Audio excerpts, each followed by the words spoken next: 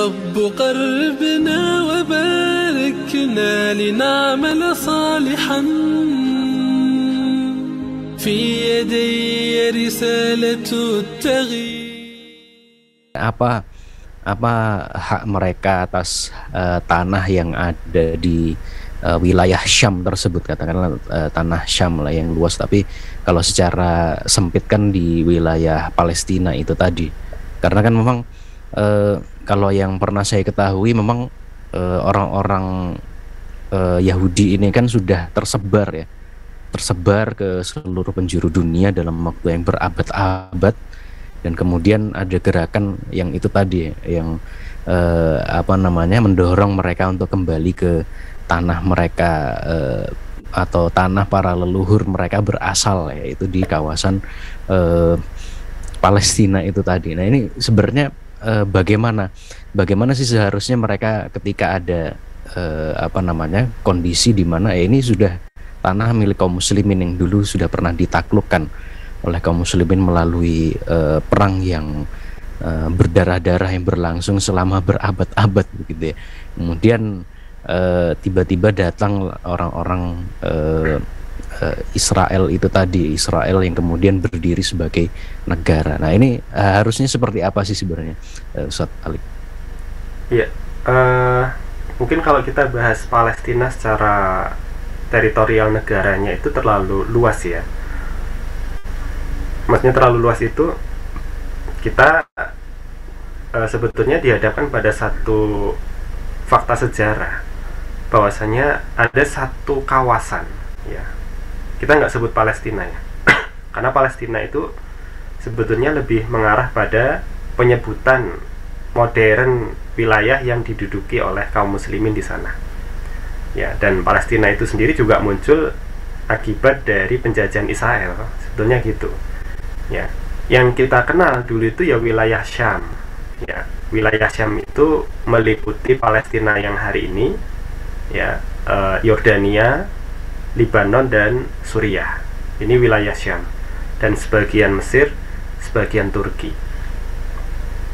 Dan kemudian kalau kita mau mengkerucut ya sejarah di masa sebelum Rasulullah SAW diutus ya, kita melihat ada satu kawasan yang kemudian menjadi pusat pemerintahan dunia ya. Semisal kawasan ini adalah episode sejarah dalam bentuk film, maka inilah episode film paling panjang dalam sejarah peradaban manusia. Kawasan itu adalah kawasan yang bernama Baitul Maqdis ya. Mungkin ini sesuatu yang baru ya buat kita semua ya. Jadi kawasan Baitul Maqdis itu adalah sebuah kawasan yang sangat luas, yang di dalamnya ada beberapa kota-kota yang hari ini kita lihat kota-kota itu tersebar di antara Masjidil Aqsa, di antara Masjid Al-Aqsa ya, seperti kota Hebron, kota Yerusalem ya. Kemudian kota-kota yang kemudian menjadi satu kawasan ya. Semisal Jakarta itu kawasannya disebut kawasan Jakarta, meliputi Jakarta Utara, Jakarta Barat, Timur, Selatan ya. Jakarta meliputi Bekasi misalkan gitu ya, Depok, Tangerang, Citayam gitu ya, Sudirman gitu. Nah, kawasan ini lebih luas lagi. Nah, kawasan inilah yang kemudian dalam sejarah dikenal sebagai wilayah yang diperebutkan oleh berbagai peradaban global ya. Sebut saja peradaban Persia itu pernah merebut kawasan Baitul Maqdis dari peradaban Babilonia, yang kala itu Babilonia dikenal sebagai sebuah kerajaan besar yang menjadikan bangsa Bani Israel ya, bangsa Bani Israel itu sebagai jajahan mereka ya. Kemudian dibebaskan oleh bangsa Persia di bawah Kaisar Cyrus begitu ya. Kemudian Babilonia selesai, Persia selesai, pernah juga dimiliki oleh Kekaisaran Romawi Timur, yang salah satu pemimpinnya itu di masa Rasulullah dikenal dengan sebutan Heraklius ya. Itu memerintah kawasan Baitul Maqdis ini ya. Terus begitu berulang peradaban berputar, ya, ganti kekuasaan hingga kemudian Umar bin Khattab, ya, sebagai Amirul Mukminin pasca Khalifah Abu Bakar, ya, merebut kembali, membebaskan kawasan Baitul Maqdis yang di dalamnya ada Masjidil Aqsa, dan disitulah kemudian kita kenal Islam menguasai kawasan Baitul Maqdis untuk kali pertama sejak dikuasai oleh bangsa-bangsa di luar Islam. Ya, jadi kali pertama Islam itu memayungi Baitul Maqdis dengan kehidupan Islam itu di waktu pemerintahan Khalifah atau Amirul Mukminin Umar bin Khattab, ya. Sampai tahun datangnya tentara salib, ya, sekitar 1099 Masehi, ya. Jadi sekitar hampir 700 tahun, ya, itu ada dalam kekuasaan Islam, ya. Kemudian muncul kekuasaan baru lagi, yaitu tentara salib Eropa, dan di situ kawasan Baitul Maqdis direbut oleh penjajah baru atau pemilik baru, yaitu tentara salib, ya, kekuatan salib dari Eropa. Nah, yang menarik adalah ketika sejarah mengatakan tatkala Umar bin Khattab bertanya kepada pemegang kunci kota Yerusalem atau kota Baitul Maqdis, ini juga ada sesuatu yang baru lagi, ya. Jadi tadi kita kenal di awal ada kawasan Baitul Maqdis yang meliputi beberapa kota, di antaranya juga kota Yerusalem atau yang di dalamnya ada Masjid Al-Aqsa. Ternyata dalam sejarah juga disebutkan, beberapa hadis itu menyampaikan bahwasannya kota Yerusalem itu disebut oleh Rasulullah sebagai kota Baitul Maqdis. Jadi Baitul Maqdis itu punya beberapa makna, ya. Makna yang pertama itu kawasan, makna yang kedua itu adalah sebuah kota, makna yang ketiga, ya, makna yang ketiga itu adalah Baitul Maqdis itu sering disebut oleh Rasulullah dalam hadis-hadis sahih sebagai penyebutan nama lain dari Masjidil Aqsa. Jadi tiga penyebutan ini nanti disesuaikan dengan konteksnya. Kalau di dalam hadis itu ada beberapa konteks, tatkala Rasulullah menyebut kota, ya, tatkala Rasulullah menyebut nama lain dari Masjid Al-Aqsa, atau ketika Rasulullah menyebutnya sebagai sebuah kawasan, ya, begitu. Nah, ketika Umar bin Khattab itu tanya pada pemegang kunci kota Yerusalem atau kota Baitul Maqdis itu, Umar bin Khattab tanya, di sini nggak ada Yahudi apa? Ya, nggak ada, Tuan. Ya, di sini hanya kami orang-orang Kristiani, ya, dan Anda orang-orang Islam, gitu. Kenapa tidak ada Yahudi? Ya, tidak diperkenankan Yahudi ada di sini, gitu. Jadi itu singgungan pertama, ya. Sebetulnya Yahudi itu tidak punya hak untuk tinggal di kota suci Baitul Maqdis sejak era Kristen itu memerintah di sana, yaitu ketika Romawi itu berkuasa.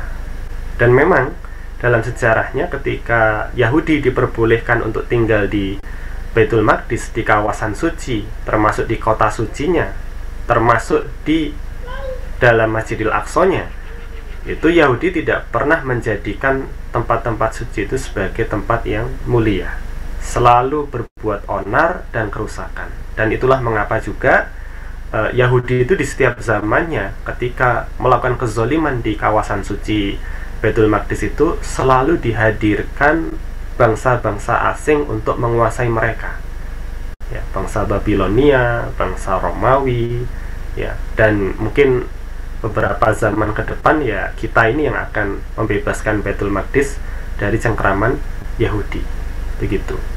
Di surat Al-Isra juga disebutkan, ya, bahwasanya Yahudi itu akan berlaku zalim 2 kali dengan kezaliman yang sangat dahsyat. Dan setiap kali kezaliman yang mereka lakukan itu Allah akan mengirim hamba-hambanya yang soleh untuk menghukum mereka. Nah, janji ini yang kemudian juga dibaca oleh beberapa rabi Yahudi, ya, pendeta Yahudi, yang mereka ketika ditanya sebetulnya mereka jujur, mereka itu nggak punya hak tinggal di tanah Israel dalam kondisi kaum pendatang, ya, kaum penjajah itu tidak punya hak. Ya, mereka hanya berhak ketika beriman pada apa yang disampaikan Tuhan. Ya. Tapi ketika mereka sudah merubah ayat-ayat Tuhan, maka tunggulah kehancuran mereka di tanah suci itu juga. Itu pengakuan orang-orang atau pendeta Yahudi begitu ya. Jadi nggak punya hak sebetulnya mereka tinggal di wilayah Baitul Maqdis. Begitu, Bang Rosid. Ya, Masya Allah. Tadi poin yang luar biasa itu adalah bahwasannya ketika diserahkan kunci kota atau kawasan Baitul Maqdis itu ya pada Umar bin Khattab ya, itu ternyata memang tidak diperkenankan orang-orang Yahudi itu tinggal di kawasan tersebut sejak zaman Romawi.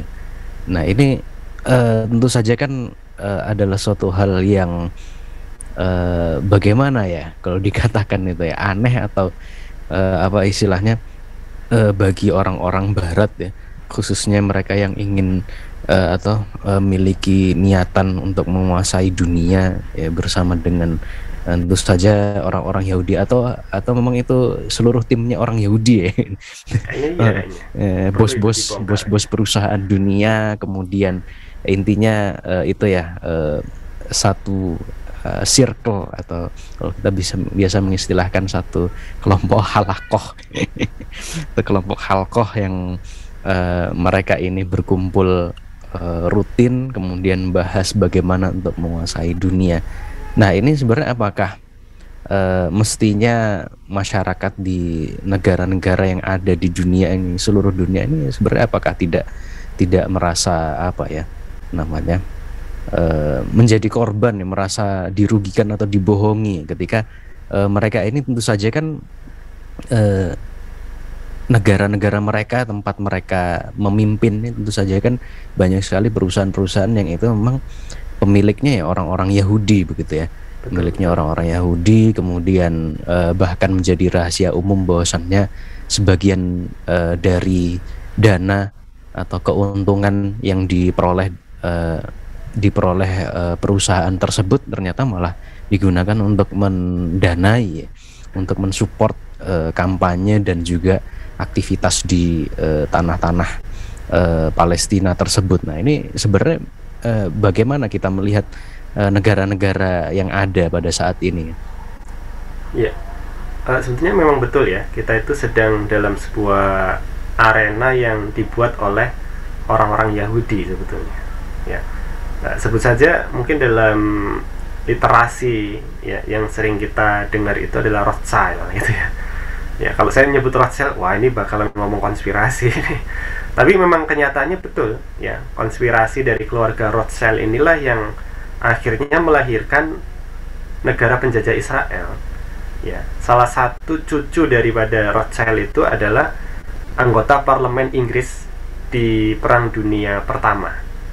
Ya, yang dia itu sangat getol ketika di parlemen Inggris itu untuk mendorong eksodusnya Yahudi Eropa ke tanah yang dijanjikan. Waktu itu tidak pernah tahu tanah yang dijanjikan itu di mana, atau tidak pernah disinggung gitu loh. Ya, tidak ada media-media yang kemudian mengenalkan tanah yang dijanjikan untuk bangsa Israel. Yang ada adalah bangsa Israel itu tersebar di Jerman, ya, di Inggris, di Scotland, ya, di wilayah-wilayah Eropa yang mereka itu nggak punya mimpi untuk bersatu.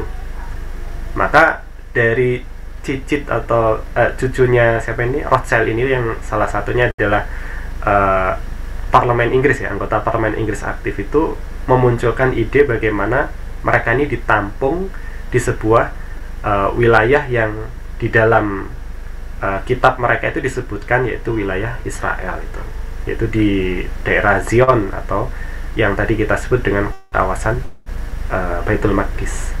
Nah, ini secara sejarah prank atau mungkin konspirasi atau rencana strategis dari orang Yahudi di masa lalu yang juga bisa diakses ya informasinya oleh kita ini dari berbagai sumber itu, dan itu valid sekali. Yang kemudian juga yang terjadi hari ini kalau kita kaitkan dengan pemimpin-pemimpin negara Eropa yang mereka konon katanya menjunjung tinggi hak asasi manusia, ya, menjunjung tinggi kemerdekaan, kebebasan, apalagi menjunjung tinggi hak hidup manusia, ya. Tapi kenyataannya ketika ada kasus, ya, ada insiden, ada kesengajaan Israel untuk melancarkan aksi kekerasannya di Palestina, mereka lebih memilih bungkam. Atau kalau mereka berkoar-koar, yang disalahkan itu adalah kaum musliminnya. Disebutlah beberapa faksi-faksi jihad itu sebagai sebutan kelompok teroris. Ya, disebutlah alasan-alasan yang digunakan Israel itu adalah alasan membela diri, dan mereka berdiri di samping Israel untuk kemudian menyalahkan Palestina. Ya, mengkambing hitamkan Palestina dan pihak-pihak yang membela hak hidup orang-orang Palestina. Ya, siapa ini mereka ini? Ya, mereka tidak lain ya pengikut pengikut dari Israel, ya. Jadi mereka ini tidak lain adalah orang-orang yang tidak punya kuasa atas dirinya sendiri, dan dia nggak punya posisi bagaimana menalar logis, ya, kondisi penjajahan Israel di Palestina. Yang mereka itu hanya berargumen, berpendapat itu sesuai dengan pendapat dan argumen tuannya, yaitu Israel. Ya, karena memang secara politis, ya, Israel itu disegani oleh berbagai negara Barat, ya. Karena di samping atau di balik Israel itu ada superpower Amerika Serikat. Ya. Amerika Serikat sendiri ketika berbicara tentang Israel, ya, mereka itu menempatkan urusan politik luar negeri Amerika Serikat di Timur Tengah, prioritasnya adalah terjaganya kepentingan Israel di Timur Tengah, gitu. Maka di pemerintahan Barack Obama tahun 2020 ke bawah itu, kita bisa melihat bagaimana Barack Obama itu bisa mengumpulkan dana sekitar 55 triliun rupiah, dana segar itu, ya, itu diberikan kepada Israel, ya. Begitu juga presiden berikutnya Donald Trump, meskipun arah kebijakannya lebih ekstrim, ya, daripada Obama, ya, dia mengambil langkah yang sangat frontal, mengajak seluruh hampir, ya, wilayah-wilayah atau negara-negara di luar Barat, ya, negara-negara selain Eropa untuk mengadakan normalisasi hubungan dengan Israel, ya, dan menjadikan Yerusalem itu, ya, kota Baitul Maqdis itu sebagai ibu kota atau bagian daripada wilayah Israel, gitu. Nah, ini salah satu langkah Amerika Serikat untuk menjaga kepentingan Israel di mata internasional. Dan kalau tadi disinggung, ya, oleh Bang Rosid, ada beberapa tokoh-tokoh dunia begitu, ya, atau pemilik perusahaan internasional, bagaimana peran mereka terhadap Israel. Saya tadi itu browsing mau tahu, ya, siapa sih Perdana Menteri terbarunya Israel, karena konon katanya kan Israel itu lagi pecah, ya. Secara politik dalam negeri mereka itu nggak solid sebetulnya, ya. Yang sebelumnya itu penggantinya Netanyahu, Naftali Bennett, ini tiba-tiba mengundurkan diri, padahal dia itu adalah mantan Menteri Pertahanan, Menhannya Israel, dan dia terkenal sangat ekstrim, ya, untuk memiliki kebijakan itu meratakan pemukiman Palestina. Tapi nggak sampai 1 tahun, ya, Naftali Bennett tidak tahan, karena persatuan di antara mereka itu digoncang intrik-intrik, ya, saling sikut, saling kudeta begitu, dan sekarang ada Perdana Menteri yang baru itu. Nah, mau cari berita tentang Perdana Menteri yang baru itu malah ketemu mantan pendirinya WhatsApp, Ian Kum, itu, ya. Nah, itu ternyata seorang Yahudi Ukraina. Jadi semasa dia masih memiliki WhatsApp itu, ya, dia itu menyumbangkan profit dari perusahaan dia itu kepada Israel. dan itu gede banget ya. Per tahunnya itu puluhan miliar rupiah ya yang diberikan cuma-cuma kepada Israel melalui lembaga AIPAC ya. AIPAC itu kita adalah ya bisa mengakses sebagai sebuah lembaga lobby antara Amerika dengan Israel yang sangat terkenal ya. Dan berbagai tokoh-tokoh dunia lainnya juga mengikuti langkah yang sama. Dia yang memiliki perusahaan-perusahaan internasional itu menyumbangkan sebagian keuntungannya untuk Israel gitu ya. Nah, seperti itu Bang Rosyid. Baik, alhamdulillah. Nah, jadi memang begitu luar biasa ya, power demi power orang yang mempergilirkan kekuasaan di tengah-tengah peradaban umat ini, yang sebelumnya beralih dari negara Inggris misalnya, kemudian Amerika, kemudian sekarang menggunakan Palestina gitu ya, menggunakan Israel maksud kami. Kalau Palestina kan tentu saja yang dijajah ya, yang yang dianiaya, dizolimi. Dan sebenarnya saya sendiri kurang agak gimana ya kalau pakai istilah dijajah ya. Karena nanti kalau merdeka, apakah merdeka menjadi negara nation state gitu kan? Itu kan jadi pertanyaan lagi, apakah menjadi nation state menjamin kemerdekaan ya, itu belum pasti juga kan begitu ya.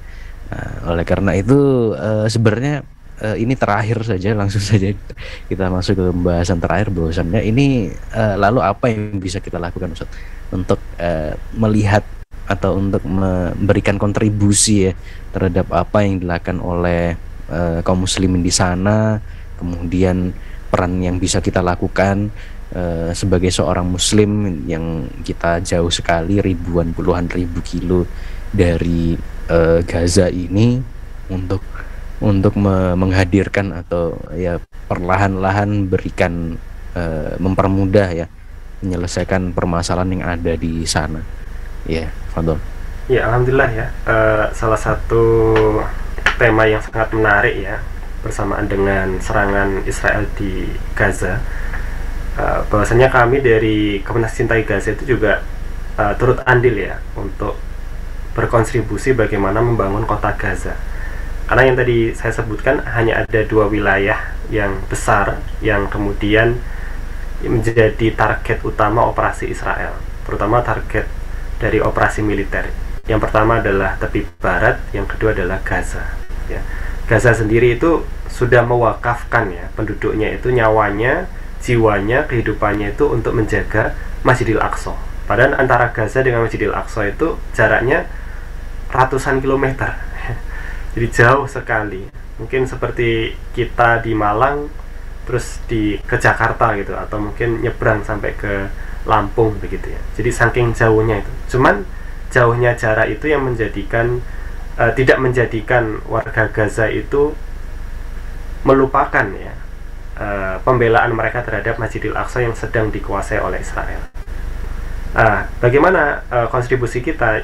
Yang pertama yang mungkin yang bisa saya sampaikan dari komunitas kami ya, Komunitas Cintai Gaza itu, kami mengumpulkan dana-dana umat ya, yang itu 100% dana itu dibangunkan tempat pendidikan untuk anak-anak di Gaza, terutama anak-anak taman kanak-kanak ya. Kalau di sana itu mungkin sama ya, usia 4 sampai usia pra SD ya, usia 6, usia 5 gitu, 4, 5, 6 itu mereka diajari untuk baca tulis, diajari untuk hafal beberapa doa, surat-surat Al-Quran ya. Bahkan yang terbaru ini kami ajari bahasa Inggris gitu ya. Kalau bahasa Arab sudah nggak perlu diajari kayaknya. Tapi tetap ya ada literasi bahasa Arabnya. Terus beberapa kata bahasa Indonesia juga kita ajari gitu, karena persahabatan Indonesia Gaza itu yang kemudian wujudnya dalam bentuk monumen berupa taman pendidikan anak-anak gitu. Itu secara donasi ya, secara material kita berkontribusi ke sana. Kenapa anak-anak ya? Karena anak-anak yang di sana jumlahnya banyak dan mereka adalah harapan umat di masa depan. Rasulullah mengatakan kalau penduduk Syam itu buruk keadaannya, maka buruklah penduduk dunia. Nah, orang-orang Gaza ini termasuk orang-orang Syam yang mereka hidup dalam penjara terbesar dunia yang diciptakan oleh Israel. Mereka nggak bisa keluar Gaza, mereka nggak bisa studi di luar, kerja di luar, kecuali diawasi oleh Israel. Dan nyawanya sangat terancam. Karena itu harapan orang-orang Gaza di sana, saudara-saudara seiman kita itu, harus ada kaum muslimin lain di luar Gaza yang peduli dengan kondisi anak-anaknya, ya, yang rata-rata mereka juga merupakan anak-anak korban perang, ya, yaitu anak-anak yatim, ya, anak-anak piatu, ya, anak-anak yang kemudian tidak memiliki rumah dan sebagainya, gitu. Nah, itu kontribusi yang pertama terkait material, ya. Kontribusi yang kedua, karena kita itu sebetulnya ada di fase ma'rifah, ya, fase mengenal bagaimana kesucian Masjidil Aqsa, ya, bagaimana keutamaan penduduk Syam. Maka berikutnya adalah kontribusi kita itu berkaitan dengan ilmu, ya. Semakin banyak sumber-sumber literasi Islam yang kita baca berkaitan dengan negeri Syam, berkaitan dengan Masjidil Aqsa, berkaitan dengan sirah nabawiyah, bagaimana Rasulullah secara strategis mengurutkan langkah pembebasan Baitul Maqdis sejak beliau di Mekah hingga terbentuknya Daulah Madinah, yang kemudian diteruskan oleh Khalifah Abu Bakar di 2 tahun pemerintahannya, lalu tidak sampai juga Baitul Maqdis ini bebas, diteruskan oleh Khalifah Umar bin Khattab. Nah, langkah-langkah strategis politis inilah yang kemudian kita jadikan sumber inspirasi dan referensi kita dalam upaya membebaskan Palestina atau Baitul Maqdisnya, ya. Sehingga kita tidak salah arah, ya. Kita tidak terjebak pada satu momentum yang itu hanya mengupayakan kemerdekaan Palestina seperti Bang Rosid singgung tadi, hanya untuk melahirkan national state, ya. Kalau hanya untuk melahirkan negara Palestina, itu yang diharapkan oleh penjajah Israel, ya. Lahirnya kebijakan 2 negara, ya, negara Israel dan negara Palestina. Nah, itu yang diinginkan oleh Israel sebetulnya.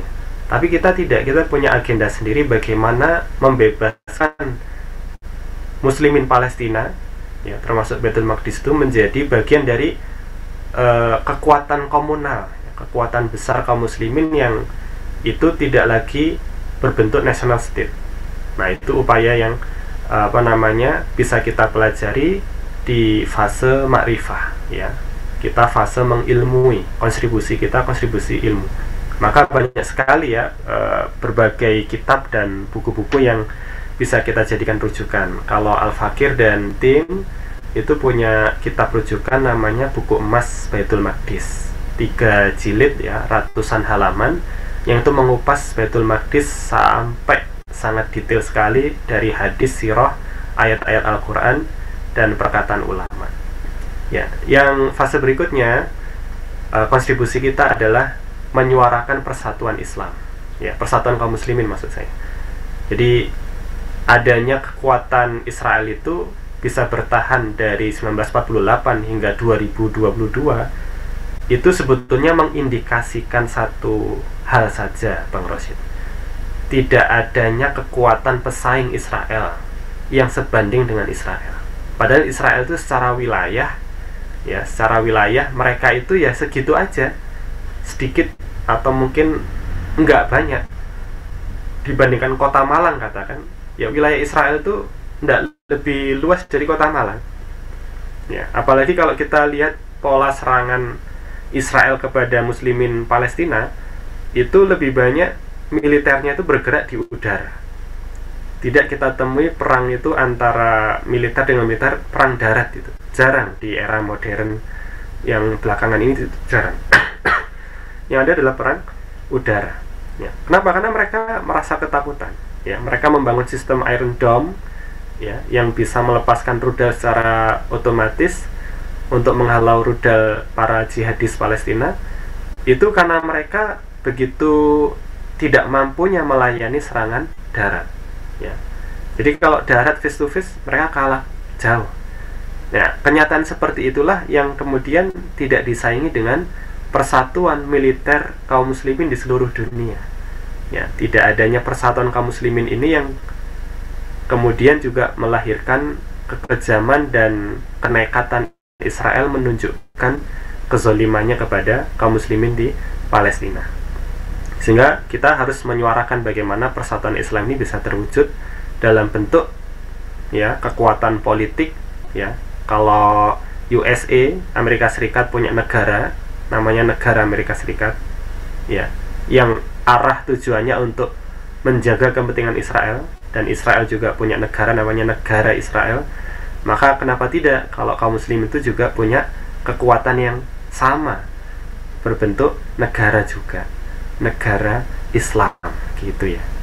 Jadi meleburnya negara-negara Islam hari ini, ya, negeri-negeri kaum muslim itu dalam satu kekuatan yang di bawah kepemimpinan seorang khalifah, ya, seorang pemimpin yang adil begitu ya. Nah, yang berikutnya yang terakhir adalah kontribusi kita.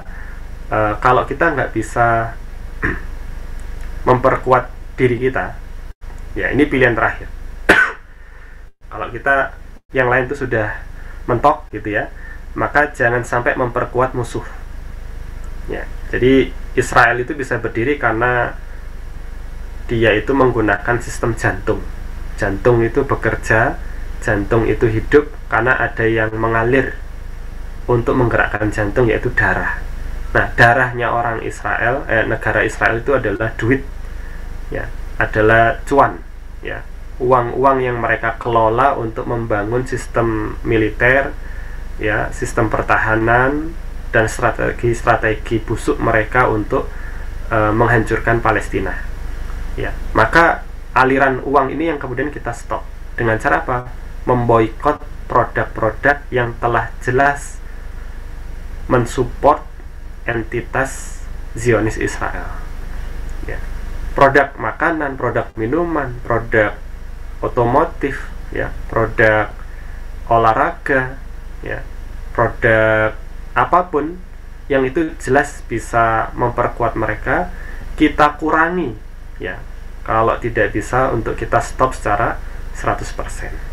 Nah, mungkin ini bisa membuat shock terapi mereka, bagaimana kaum muslim itu sebetulnya punya kekuatan yang bisa dibuktikan secara nyata.